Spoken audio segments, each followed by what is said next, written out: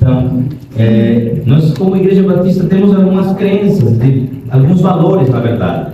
E eu gostaria de lembrar esses valores para que nós pudéssemos entender como igreja onde nós queremos chegar. Uma empresa, não quero fazer a comparação de igreja e empresa, mas você tem que entender. Se uma empresa ela não tiver definida o seu propósito, sua visão e sua missão, ela falha. É ou não é verdade? É ou não é verdade? Então, uma igreja é a mesma coisa. Se uma igreja não tiver identificado qual é a sua missão, qual é o seu propósito, qual é a sua visão, ela vai apenas existir por existir, mas ela não vai fazer a diferença. E é isso que nós queremos aqui nesta cidade, nesta nação, neste continente. Nós queremos fazer a diferença.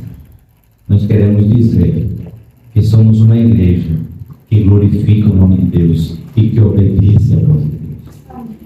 Porque ser uma igreja, para estar em quatro paredes, vivendo uma vida aleluiada e estando aqui apenas passando 7 dias na semana, 6 dias na semana de um jeito, e no domingo estar sentado aqui só ouvindo, não vai adiantar para você nem para mim. Vamos apenas existir. Mas Deus não quer que você apenas exista, porque você existe com um propósito. E esse propósito é glorificar a Deus. Então as crenças não são importantes até serem transformadas em ações. Não apenas o que eu acredito, mas o que eu faço. Importante isso. E aí eu quero convidar você a abrir sua Bíblia em 2 Timóteo capítulo 3, versos 16 e 17. Diz assim primeiro que a Bíblia é a fonte, a nossa fonte de autoridade e alimento diário. A Bíblia é a nossa fonte de autoridade e de alimento diário.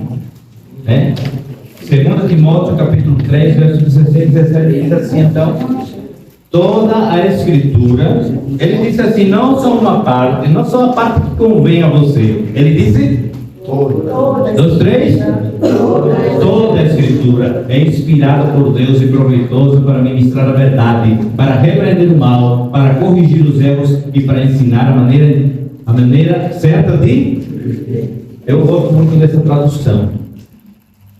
Ela desmiuça bem, a fim de que todo homem de Deus, quando fala homem de Deus, ele está falando da humanidade, ou seja, homem e mulher, certo? Tenha capacidade, pleno preparo para realizar todas as boas ações. Ou seja, você pode ter as mais belas intenções e pode fazer tudo que for de ações boas, mas se elas não estiverem debaixo do crivo da palavra, e você não entender que Cristo é o seu Senhor e Salvador, de nada adianta. Porque tudo isso vai ser em vão.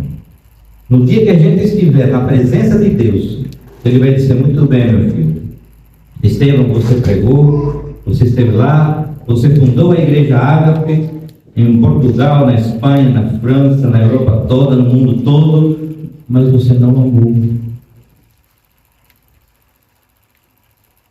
É por isso que vai chegar um dia, e eu não quero nem pensar nisso, que vai dizer, mas Senhor, em teu nome fundei a igreja, em teu nome expulsei demônios, em teu nome eu preguei, em teu nome cantei, em teu nome toquei. Não te conheço. Isso é muito forte.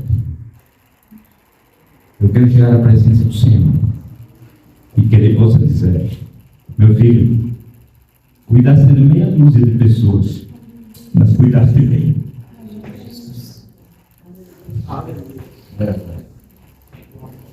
Não adianta.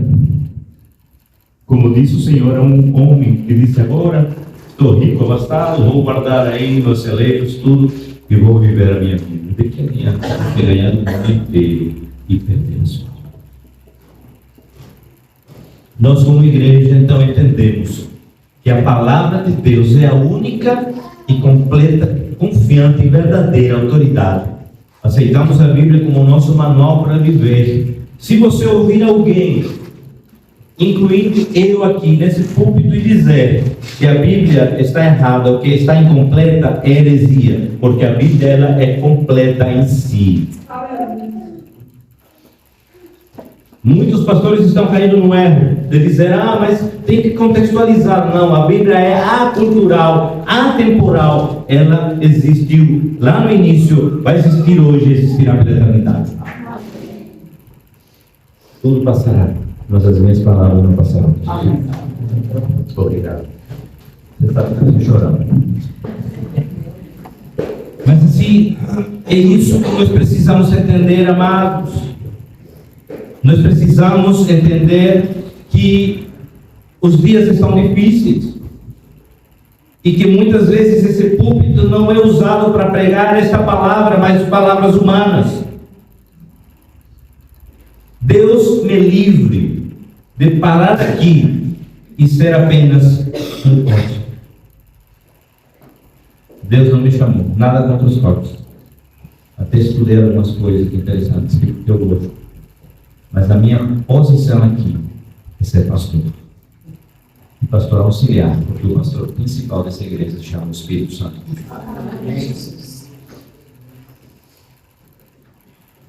Mas o que é a igreja? A igreja, amados, primeiro, a Bíblia é a base de tudo que nós acreditamos. Ela é a base de tudo que nós acreditamos. E dentro dessa base que nós acreditamos, existe uma instituição que foi fundada por Deus, que é a segunda instituição mais importante da terra, porque a primeira chama-se família. A primeira chama-se família.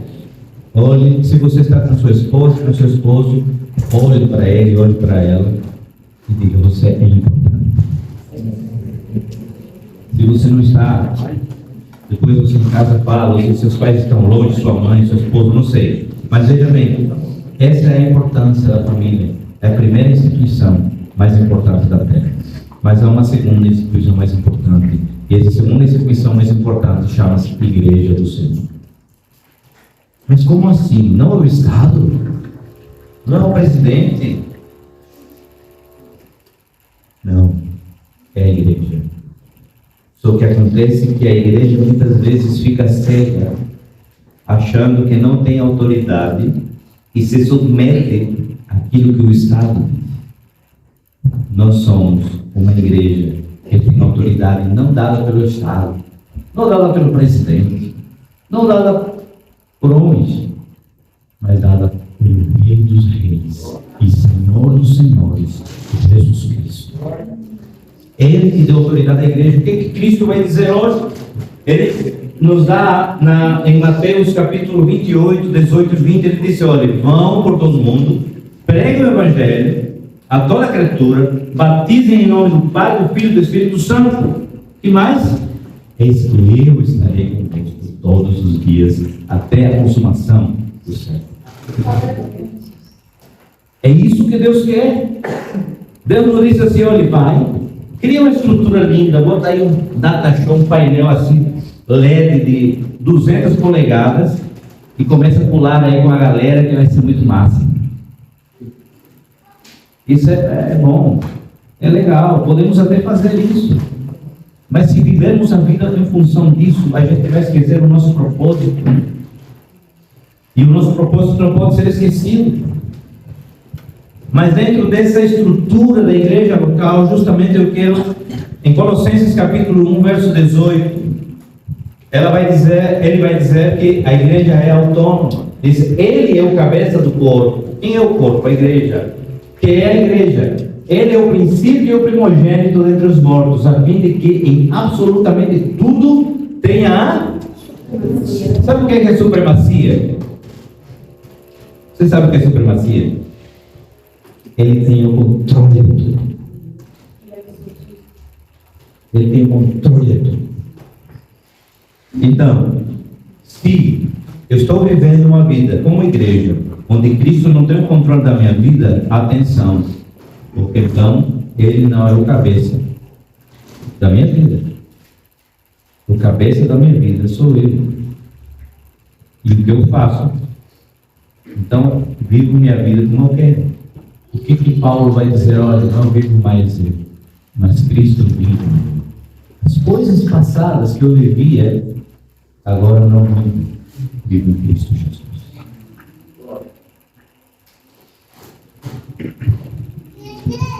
A igreja é autônoma, então Cristo é reconhecido como o cabeça da nossa igreja e não qualquer outra pessoa, grupo, organização religiosa. Mesmo reconhecendo o valor de nos associarmos, de ter essa associação com outras igrejas cristãs, que podemos fazer, porque, como eu disse no início, nós temos essa mentalidade, esse entendimento de que a igreja batista não é a que está certa. Não, a que está certa é a igreja daqueles que foram lavados e remidos pelo sangue do Cordeiro. Então nós temos esse entendimento. Mas também tem outra palavra aqui, dentro da igreja local, que eu quero frisar. O nosso compromisso como cristãos na igreja local. Hebreus capítulo 10, verso 25. Não abandonemos a tradição de nos reunirmos como igreja, segundo o procedimento de alguns, mas pelo contrário, motivemos-nos uns aos outros, tanto mais quanto vedes que o dia está se aproximando. Que dia é esse? Com D maiúscula. É o dia do Senhor, quando Ele virá e julgará toda a terra. Então nós precisamos entender esse ajuntamento, esse momento aqui é tão ímpar que você não tem entendido. Isso é tão glorioso, irmão. A minha oração, ela pode ser eficaz. A sua oração pode ser eficaz. Mas quando a igreja do Senhor se reúne para orar, para clamar, sai de perto. Porque Deus vai agir de uma maneira poderosa. Sabe por quê? Porque não é um indivíduo, é a sua igreja. Pode ser uma igreja de 5 pessoas na periferia, uma igreja como eu já vi, amados, na época de seminarista, em 2001, eu ia pregar nas igrejas. Tassiana sabe, quem é de uma pessoa sabe, lá em Mangabeira 8, naquela época era 2001, era tudo de barro. Quando chovia, ai Jesus, eu pegava um carro emprestado porque não tinha, e depois tinha que lavar o carro do irmão. E quando tinha aí o negócio do presídio, você nem passava. Então veja bem, eu fui lá um dia pregar naquela igreja e tinha um grupo de irmãos louvando ao Senhor com um violão desafinado. Mas, mesmo com o violão desafinado, eles tinham uma unção e chamaram a presença de Deus. Eu comecei a compreender, na prática, que a estrutura é boa, mas que a estrutura, ela não vai chamar a presença de Deus. O que chama a presença de Deus é oração, contrito e quebrantado. É isso que Deus quer. Se a gente, como igreja, não for uma igreja que se constrange na presença de Deus, que busca a presença de Deus desesperadamente, a gente apenas vai existir como uma sala, como uma reunião, mas jamais passará a fazer relevância no reino espiritual. E Deus não quer isso para esta igreja. Deus quer nos levantar como uma igreja poderosa, não em número talvez, não em estrutura talvez, mas que o inferno trema quando veja: meu filho tem autoridade, minha filha tem autoridade. É isso que Deus quer. Deus não nos chamou para a gente ficar aqui sentados domingo após domingo, achando que isso é um clube. Isso não é um clube. Isso é a igreja de Cristo.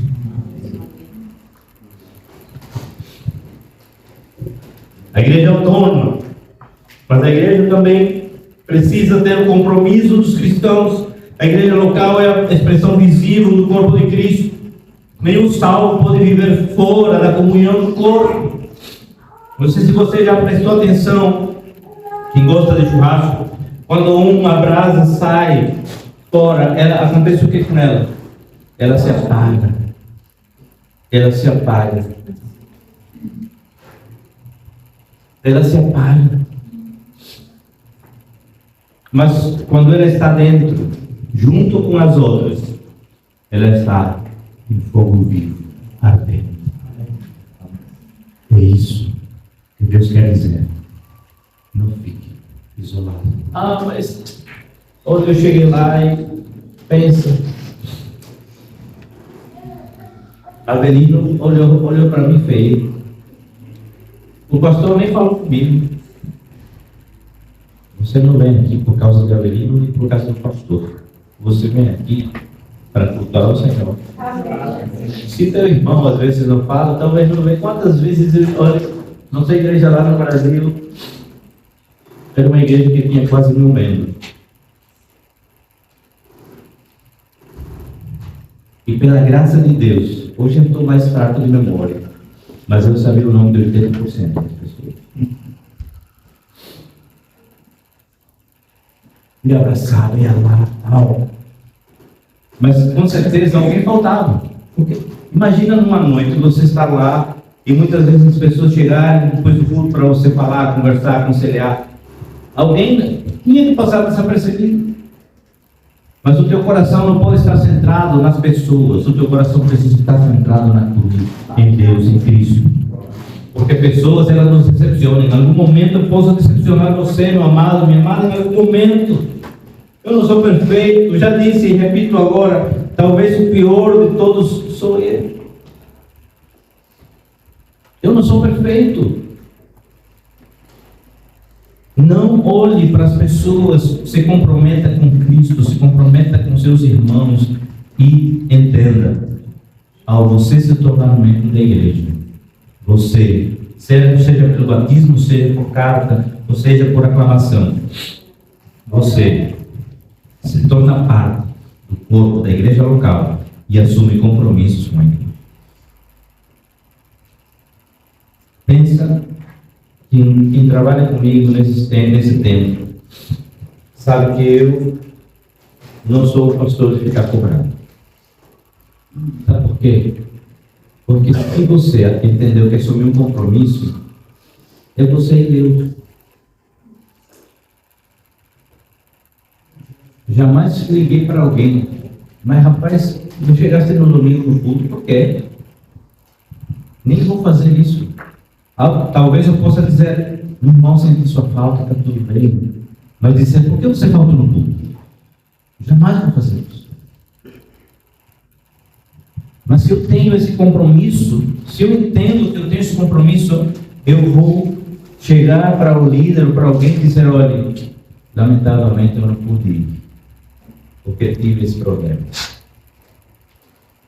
Mas quando a gente assume um compromisso, e não dá nem satisfação, deixa a pessoa para pensar, se eu quiser, o que eu vou entender com isso? Realmente essa pessoa é no corpo? Realmente essa pessoa encarnou aquilo que Deus tem para a sua vida? Nós precisamos entender isso. Nós também precisamos entender que a igreja local, ela precisa da disciplina. É muito forte isso, por quê? Porque em muitas igrejas se usa a disciplina de maneira cirúrgica. Mas não é esse o tratamento que Deus quer dar aos seus filhos. Porque Deus, ele só corta em última instância. Mas ele quer restauração, ele visa restauração. Então, para que a disciplina aconteça? A disciplina acontece para que a igreja possa caminhar de uma forma organizada, de uma forma que entenda o seu propósito. Se alguém de nós tiver algum problema, inclusive eu, a gente precisa ajudar essa pessoa. Estender a mão e dizer, meu irmão, está acontecendo esse problema, vamos caminhar juntos. Você precisa, vamos caminhar juntos. Vamos orar juntos. Vamos vencer juntos. Mas jamais excluir essa pessoa. Jamais excluir. Por quê? Porque essa pessoa também faz parte do corpo. Porque essa pessoa, imagina aí, vou fazer dar esse exemplo que veio fresquinho aqui na cabeça, pelo Espírito. Imagina que você teve, Deus nos livre, um AVC e ficou com o braço sem movimento. E você disse, esse braço não me serve mais, vou cortar. Você faria isso? Então como a gente quer fazer com o irmão?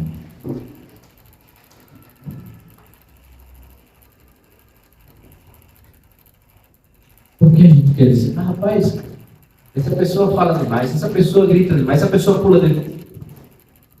É Deus que vai fazer amor. Não é você, é o Espírito Santo. A gente precisa amar mais e jurar mais.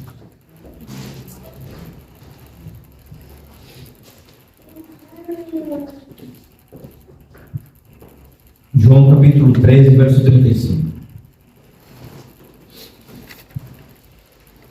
Estou fazendo um resumo do que nós vemos na classe da igreja.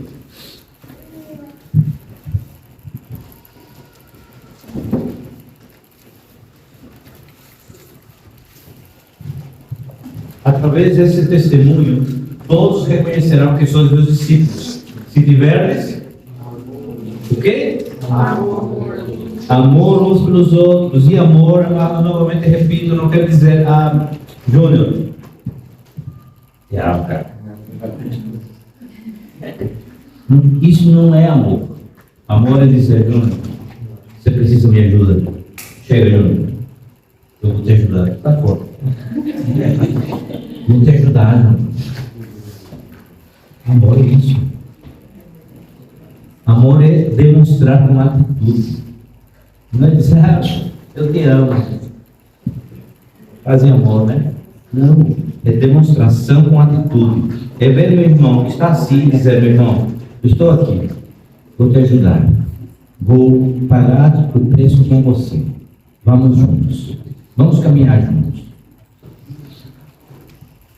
Os relacionamentos na igreja devem ser íntegros e frutíferos, marcados pelo amor fraternal.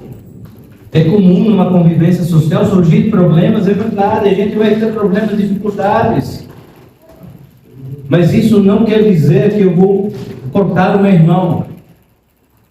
Isso quer dizer que eu vou aprender a conviver. Eu vou aprender. E meu irmão precisa também ter essa sensibilidade de aprender a conviver comigo.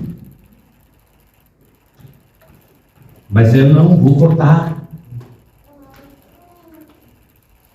Nós estamos aqui vivendo uma vida em comunidade. Sabe o que é isso? É que apesar de cada cabeça ser um mundo, o nosso objetivo, o nosso propósito. Então, apesar do pensamento do meu irmão, eu preciso enxergar a minha missão. Porque a minha missão, ela precisa estar acima dos meus modos de pensar. A missão dessa igreja é bíblica. É fazer discípulos de Cristo por todas as nações.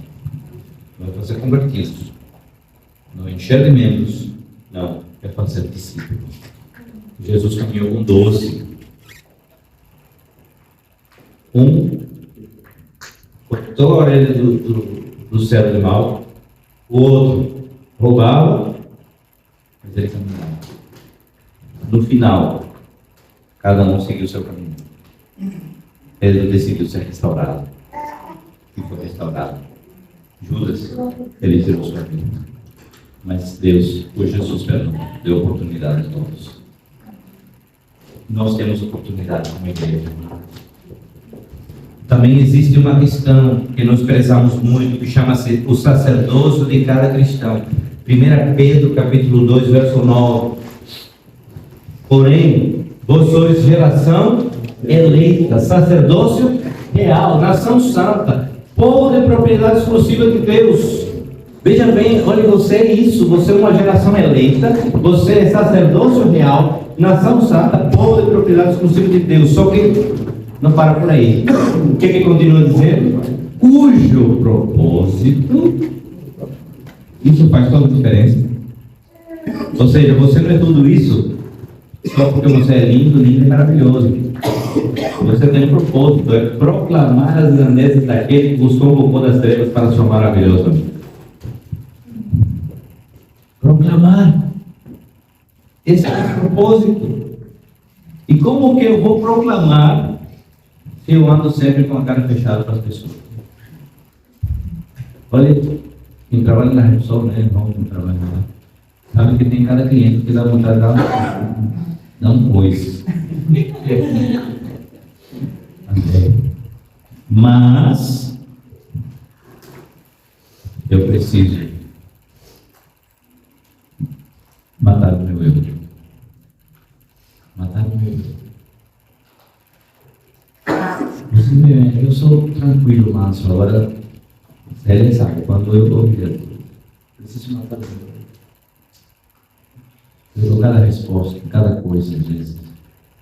Então, eu preciso matar o meu eu. Sabe por quê? Não porque sou Estevam, né? O pastor, não. É porque eu sou discípulo de Deus. E se alguém depois desses clientes vir aqui, está ali na frente pregando e me mandou para aquele canto, não é? Não é não? Está aí, mas rapaz, é esse mesmo? Precisamos ter coerência das nossas vidas. Aquilo que a gente fala precisa ser vivido. Porque se eu apenas falo e não vivo, não adianta. Isso apenas falo. É vão. A gente vai viver uma mentira. A gente vai achar que a mentira que nós falamos é verdade. Vamos chegar naquele dia e vai dizer, olha, que o Senhor tem misericórdia. Me ajuda. Gênesis capítulo 2, verso 24.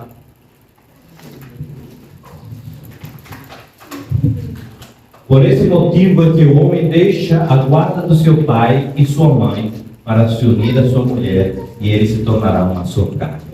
Sabe o que nós também valorizamos nessa igreja? Como eu já falei no início, família.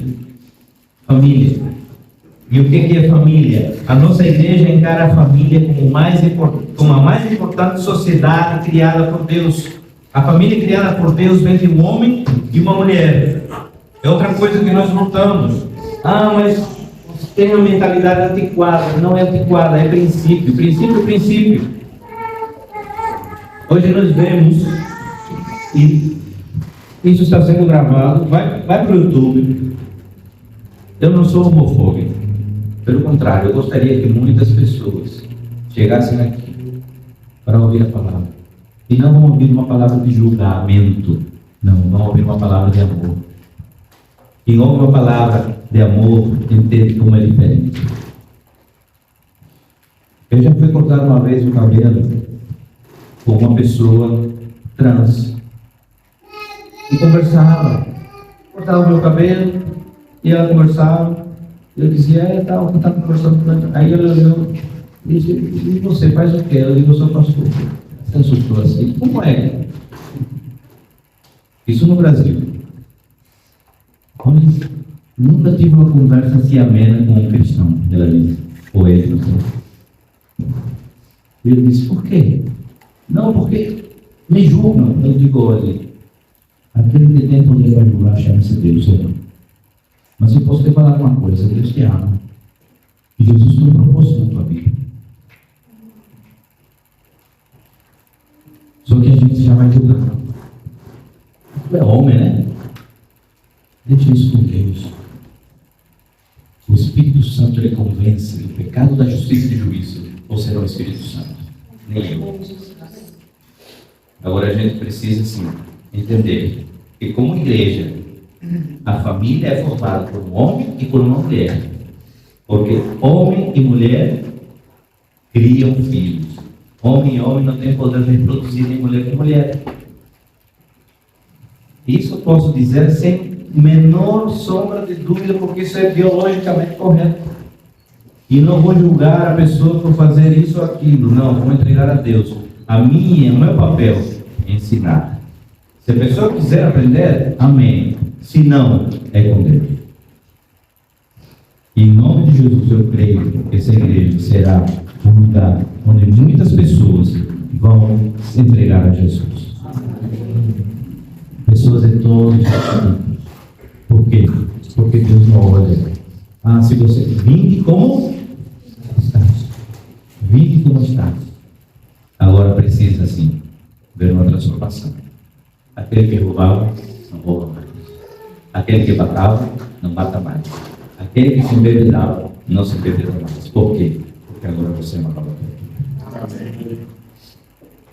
Pode até ser um processo, mas se eu não matar a minha carne, isso quer dizer que ainda não estou convertido, apenas convencido. E lamentavelmente, a igreja do Senhor hoje está cheia de convencidos, mas Deus quer que a gente se converta. Deus quer que a gente mude radicalmente. E mudar radicalmente é deixar tudo que eu fazia para desagradar a Deus, para viver uma vida que agrada a Deus. A igreja também, nós acreditamos, amados, que um dos padrões bíblicos dos cristãos é poder contribuir com a obra do Senhor. Contribuir com as ofertas, com os dízimos. Inclusive, nós temos agora essa caixinha que foi preparada com amor aí, né? O Marlene e Stephanie, né? Essa caixinha aí é uma caixinha onde você vai depositar o seu pedido de oração. E nas quartas-feiras, as pessoas que estão aqui vinham orar, vai pegar esse pedido de oração e vai orar por ele, porque às vezes não dá tempo de colocar no grupo, e realmente fica um pouco difícil da gente voltar no grupo do informe, se tiver os pedidos, não consegue colocar assim.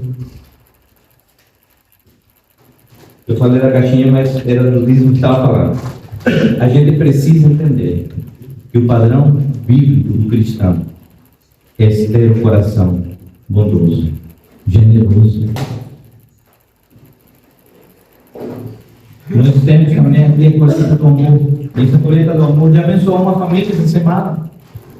Por quê? Porque a gente precisa entender, como foi bem aqui colocado, que é mais bem-aventurado dar do que receber. Se eu estou contribuindo, se eu estou oferecendo, significa que eu estou sendo abençoado. Mas quando eu retenho, eu estou retendo as coisas, então trava. As bênçãos de Deus travam. Não porque Deus deixou de ser fiel, Ele permanece sendo fiel, mas é porque eu fechei meu coração. E quando meu coração está fechado, não passa nada. E aí eu vou falar novamente, não se trata de valores, se trata de fidelidade. Já pensou? Imagine agora, se Deus nos tratasse com a mesma moeda que nós tratamos a obra dele. E Jesus, com toda perdão da palavra, a gente estava lascado. Muitas vezes a gente olha e, eita, essa nota aqui está rasgada, essa é a oferta. Imagina se Deus rasgasse a nossa bênção.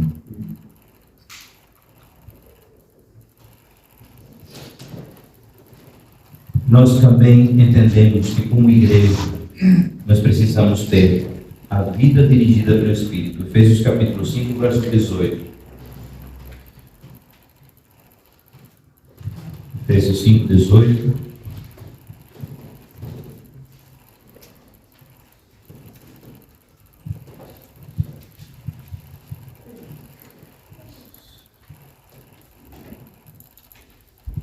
E não vos embriagueis com vinho, com cerveja, com vodka.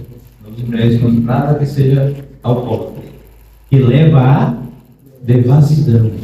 Mas deixai-vos encher pelo Espírito. Se você quer viver uma vida cheia do Espírito, então busque. Verso 19. Como vamos fazer isso? No próximo verso. Falando entre vós com salmos, hinos e cânticos espirituais, cantando e louvando de coração ao Senhor. É isso que vamos precisar fazer isso. Então, ninguém se enche do Espírito falando mal do irmão. Ninguém se enche do Espírito metendo o pau no outro. Nós enchemos do Espírito falando entre nós com salmos, com hinos, com cânticos espirituais, cantando e louvando ao Senhor de todo o coração. É assim que a gente se enche do Espírito. Só que a gente acha que se enche do Espírito metendo o pau no outro. Não. A gente sente do Espírito. Por mais diferença que eu tenho, eu chamo Daniel, vamos orar juntos, vamos louvar o Senhor juntos. Vem aqui na quarta-feira, cantamos juntos, aí o Espírito vem e nos enche. Porque quando a gente está metendo pau, quem nos enche? Os frutos da carne. Gálatas capítulo 5, verso 16 em diante. Portanto vos afirmo, vivei pelo Espírito, e de forma alguma satisfareis as vontades da carne, porque um homem, uma mulher que está cheio do Espírito, começa a matar a carne. Mas quando a gente deixa as evidências da carne surgir, aí o Espírito é abafado, porquanto a carne luta contra o Espírito, e o Espírito contra a carne. Eles se opõem um ao outro. É uma luta constante, diária, amados. Isso é constante, de modo que não conseguis fazer o que quereis. Contudo, se sois guiados pelo Espírito, já não estáis subjugados pela lei.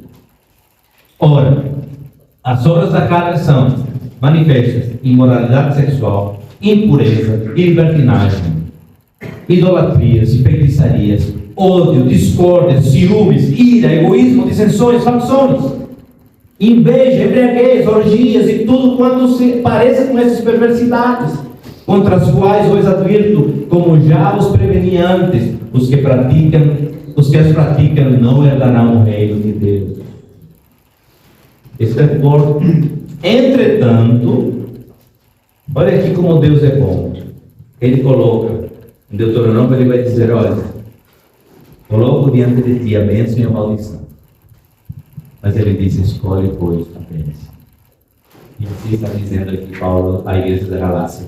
Entretanto, o fruto do Espírito é amor, alegria, paz, paciência, benignidade, bondade, fidelidade, mansidão e domínio próprio. Sabe o que é o domínio próprio? Dizer, Senhor, me ajuda naquela hora que eu quero responder. Me ajuda naquela hora. Eu já quero rebater, porque eu preciso ter domínio próprio. Eu preciso parar quando eu preciso parar. Preciso avançar quando eu preciso avançar, mas quando parar, parar. Contra essas virtudes não há lei. Os que pertencem a Cristo Jesus crucificaram a carne com as suas paixões e os seus desejos. Se vivemos pelo Espírito, andemos de igual modo sob a direção do Espírito.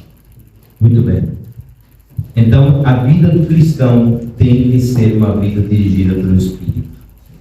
Nós cremos que a única maneira possível de viver essa vida cristã é pelo Espírito de Deus e não por nós mesmos. Assim, nós buscamos praticar a nossa dependência diária do Espírito Santo. Mas deixa aqui abrir um parênteses. Como nós vamos fazer isso? Cantando entre nós com cânticos, hinos, salmos espirituais, mas também orando, buscando. A vida de oração do cristão tem que ser constante, diária. A gente precisa buscar. A gente precisa buscar o Senhor. Estamos vivendo tempos, amados. E vamos ver o que a palavra diz. Olha, quem é santo, santifique-se mais, mas quem é sujo, sujo. São dias assim. O que você escolhe? Santifique-se. Eu lembrava ontem, né? O que foi falado a Josué? Ontem me lembrava aqui, meu beleza, irmão amado, estava dizendo: diga ao meu povo que se santifique, pois amanhã eu farei maravilhas e proezas. Você quer ver maravilhas e proezas na sua vida? Santifique-se. Você quer ver uma igreja poderosa aqui na terra? Vamos nos santificar. Se santificar significa buscar ser cheio do Espírito. E ser cheio do Espírito é matar a minha carne, é matar o meu eu, é dizer: não vivo mais eu. Por mais que eu tenha vontade, vocês não acham que às vezes dá vontade de pegar pelo pescoço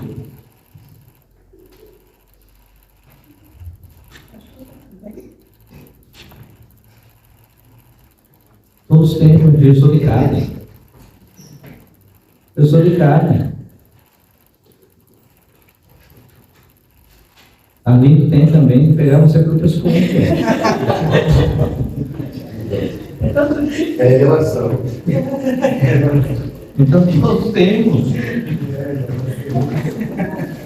Só que a gente precisa entender que não sou eu,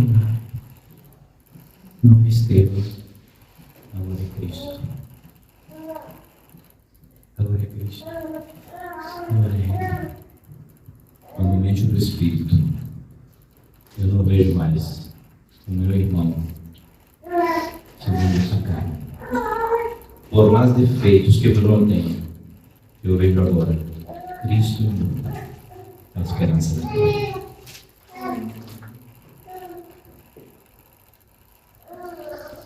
A igreja não foi chamada para julgar. Existe um juiz. A igreja foi chamada para abraçar, para amar, para conduzir aqueles que vão sendo salvos por Cristo Jesus, guiados pelo Espírito. Essa é a Igreja Evangélica Batista Ágape. E Deus vai permitir que todos nós que estejamos aqui estejamos alinhados. Alinhados e caminhando. Deus está me ministrando nesses últimos dias, amados. Eu quero que você ore por mim. Ore por mim, porque tem sido dias difíceis. Não tem sido fácil. Você que talvez almeje ser pastor, olhe, não é fácil. Muitas vezes a gente está sozinho. Muitas vezes a gente chega aqui, olha assim, diz: Senhor, eu não dependo de nada disso. O preço é alto. Muitas vezes, amados, que pessoas virem as costas como se nada acontecesse. Mas eu não posso virar as costas. Eu não posso deixar de ir, eu não posso deixar de estar aí segurando as pontas. Primeiro, sabe por que eu faço isso? Primeiro, por meu Deus. Porque eu não faço essa obra para pessoas, eu faço para Deus. Mas segundo, eu faço sim pela igreja. Porque eu sei que ela para mim é de Cristo. A igreja de Cristo. E se a igreja de Cristo, eu apenas estou cuidando até que Ele venha. E quando Ele vir, Ele vai dizer: Estevão, cuidaste bem da minha noiva? Você cuidou bem da minha noiva? E o que é que eu vou dizer? Ah, Senhor, esse é um peso. Entendo como Paulo dizia: olha, há uma coisa que é pesada para mim. E não é no sentido de que a igreja é pesada, mas é a responsabilidade que é a igreja. Porque realmente é uma responsabilidade grande. E Deus tem ministrado. E ontem no Veredas, mais ainda, tem sido assim muito abençoado, porque cada vez que, por mais, olhe, no primeiro Veredas foi em 2009. E cada vez que nós ministramos, a gente recicla. E Deus fala. E Deus tem me falado que é um tempo novo para a igreja. Vamos virar 2 anos. E Deus vai fazer tantas mudanças que a gente não imagina.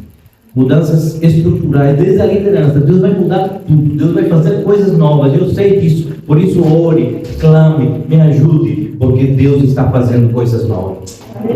Mas nós precisamos tomar posição. Nós precisamos entender o nosso propósito, o nosso chamado e para que estamos aqui. Se tem uma coisa que eu sempre tive no meu coração, é não me engrandecer pelos cargos, mas pelo propósito. A gente precisa viver o propósito. Cargo hoje temos, amanhã não. Eu posso ser pastor hoje, amanhã não, amados. O que me chama não é ser pastor, olha. Sinceramente, Eu queria estar trabalhando fora. Se tivesse outro pastor aqui, talvez. Mas para o chamado, a gente não pode dizer não, porque senão se arrebenta lá na frente. Então, se eu estou aqui, é porque Deus me chamou.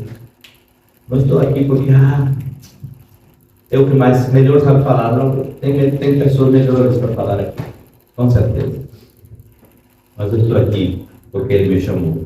E se Ele me chamou, eu quero obedecer. Feche seus olhos. Abaixe sua cabeça.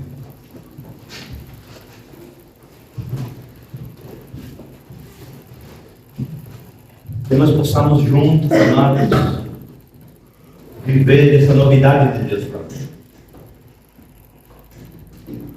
Viver aquilo que Deus tem para nossas vidas. Enxergar aquilo que o Senhor tem. Ele tem coisas maravilhosas, grandiosas. Só que Ele precisa de um coração contrito e quebrantado. Um coração humilhado. Coração obediente. Pai amado, em nome de Jesus, juntos aqui nesta manhã, Pai, como tua igreja,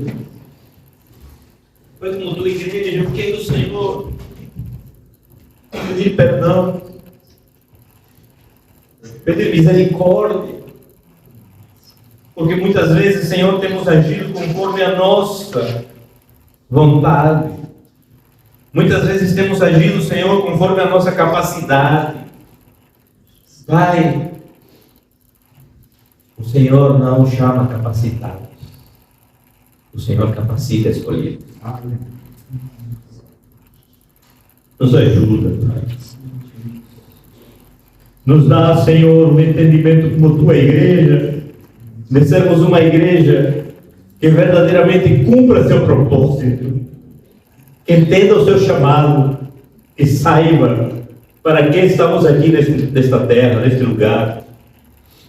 Oh Senhor, nos dá, Pai, o entendimento, nos alinha a tua vontade. Oh Pai, clamo por cada família aqui representada.